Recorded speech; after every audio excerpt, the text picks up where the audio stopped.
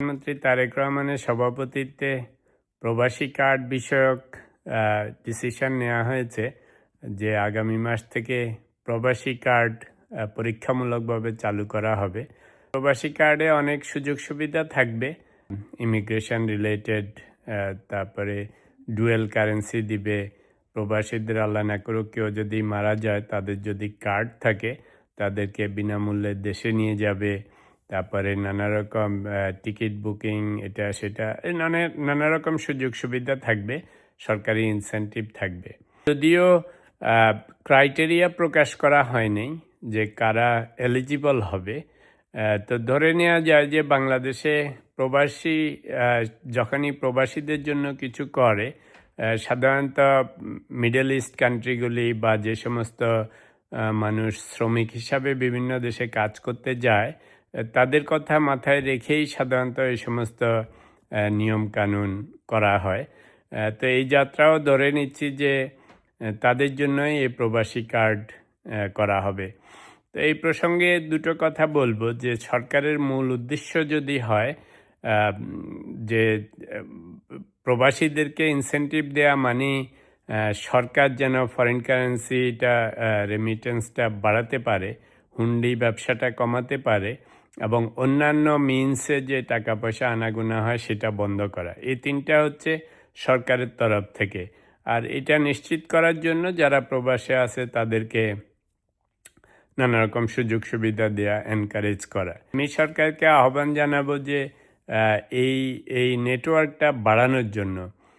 বাংলাদেশে বহু মানুষ, ইভেন প্রফেশনাল মানুষ, সব বিশ্বের বিভিন্ন দেশে বসবাস করেন।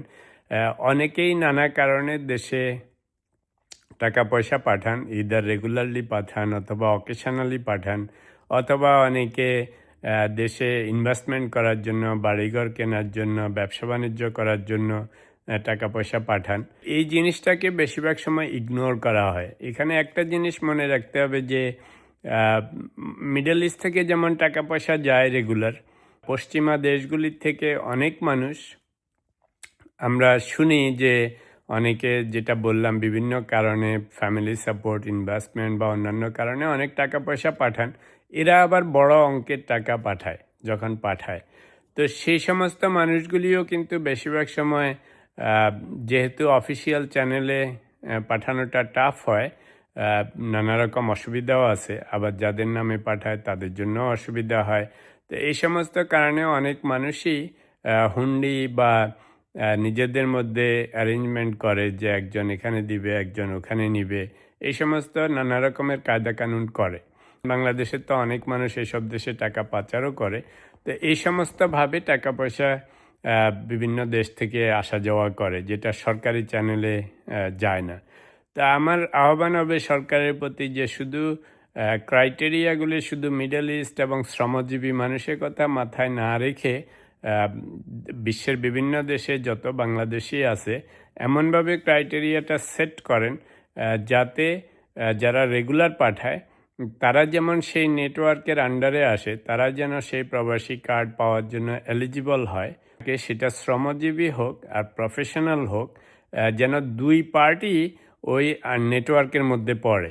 এটা টাকার অঙ্ক সেট করে দিতে পারেন, পিরিয়ড সেট করে দিতে পারেন, ফ্রিকোয়েন্সি সেট করে দিতে পারেন, নানা ধরনের ক্রাইটেরিয়া হতে পারে যে এই জিনিসগুলি মিট করলে পরে আপনারা সেই প্রবাসী কার্ডের জন্য এলিজিবল হবেন।